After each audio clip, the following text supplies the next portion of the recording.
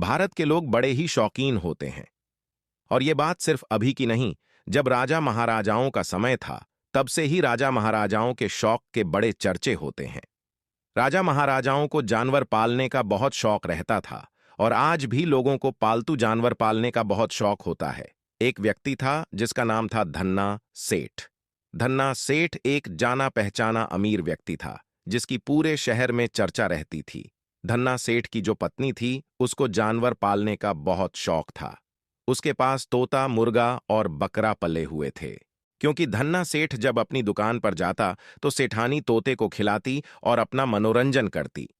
लेकिन इन सभी पालतू जानवरों के साथ एक चूहा भी रहता था जिससे सेठानी बहुत परेशान रहती थी।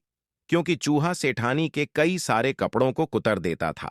दिवाली के त्योहार के दिन धन्ना सेठ अपनी पत्नी के लिए 5,000 रुपये की एक बहुत शानदार साड़ी लेकर आता है और सेठानी दूसरे दिन उस साड़ी को पहनने लिए बहुत ही उत्सुक रहती है। दूसरे दिन जब सेठानी उस साड़ी को पहनने के लिए उठाती है तो देखती है कि उस साड़ी में एक बड़ा सा छेद हो जाता। ये देखते ही सेठानी आग बबूला हो जाती है क्योंकि उस साड़ी को चूहा कुतर देता है जिससे साड़ी में छेद हो जाता है। ये बात धन्ना सेठ को पता चलती है तो धन्ना सेठ सेठानी से बोलता है, गुस्सा मत हो, मैं दूसरी साड़ी ले आऊंगा और चूहे को पकड़ने के लिए चूहादानी ले आऊंगा। दूसरे दिन धन्ना सेठ चूहादानी ले आता है। चूहादानी को देख चूहा डर जाता है। चूहा भागते भागते तोते के पास जाता है और तोते से बोलता है, तोता भाई, घर में चूहादानी आ चुकी, मुझे पकड़ने के लिए कुछ करना पड़ेगा। और तोता उसकी मदद नहीं करता। चूहा भागते भागते मुर्गे के पास जाता है और मुर्गे से बोलता है, मुर्गा भाई, घर में चूहादानी आ चुकी, मुझे पकड़ने के लिए कुछ करना पड़ेगा। तो मुर्गा बोलता है, चूहादानी तो तुझे पकड़ने के लिए है, मुझे उससे क्या। और मुर्गा भी उसकी मदद नहीं करता। फिर चूहा बकरे के पास जाता है और उससे भी यही बोलता, पर बकरा भी चूहे की मदद नहीं करता।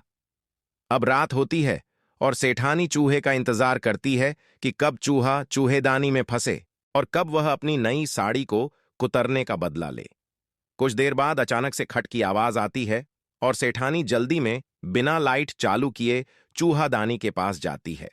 जैसे ही सेठानी उस चूहादानी को उठाती है तो उसे एक जहरीला सांप काट लेता है जो चूहे को खाने के लिए आया था और चूहादानी में फंस गया था। सांप सेठानी को काट कर वहां से भाग जाता है और यहां सेठानी की चीख सुनकर धन्ना सेठ भी जाग जाता है और लाइट चालू करके देखता है तो उसे पता चलता है कि सेठानी को सांप ने काट लिया। धन्ना सेठ तुरंत सेठानी को डॉक्टर के पास ले जाता है। डॉक्टर सेठानी का चेकअप करता है, फिर बोलता है कि इसका इलाज तो बहुत मुश्किल है क्योंकि सांप बहुत जहरीला था। और डॉक्टर बोलता है कि मैंने ऐसा सुना है कि अगर सही समय पर तोते का सूप मिल जाए तो सेठानी को बचाया जा सकता है, लेकिन तोता इतनी जल्दी कहां से मिलेगा। तो धन्ना सेठ बोलता है कि हमारे घर में ही तोता है। और फिर उस तोते का सूप बनाकर सेठानी को पिलाया जाता है और वो चूहा देख रहा था। फिर जब सेठानी थोड़ी ठीक हुई तो रिश्तेदार मिलने आए तो धन्ना सेठ सेठानी की खुशी में घर पर छोटी सी दावत देता है। और दावत में अब कढ़ाई पर चढ़ने की बारी मुर्गे की थी और मुर्गे का चिकन बनाकर रिश्तेदारों को परोसा जाता है और वो चूहा देख रहा होता है और बोलता है, अगर मेरी बात मान ली होती तो ये सब नहीं होता।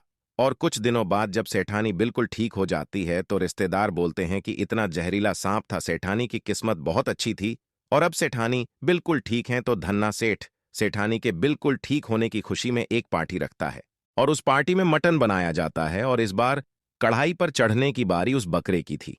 और चूहा ये सब देख रहा था और सोच रहा था कि अगर इन्होंने मेरी मदद की होती तो ये भी जिंदा होते। और इस तरह सभी जानवर एक के बाद एक की जान चली जाती है, लेकिन अगर उन्होंने चूहे की बात मानी होती तो सभी जानवर ठीक होते। लेकिन उन्होंने एक दूसरे की मदद नहीं कि जिसका परिणाम ये हुआ कि वह सब के सब मारे गए। अगर वह सभी एक साथ एकता में रहते तो सभी जिंदा होते। इस कहानी से सीख मिलती है कि अगर हम एकता में नहीं रहते हैं और एक दूसरे का साथ नहीं देंगे तो हमारे साथ भी यही होगा। हमें कोई भी अकेला समझकर फायदा उठा लेगा।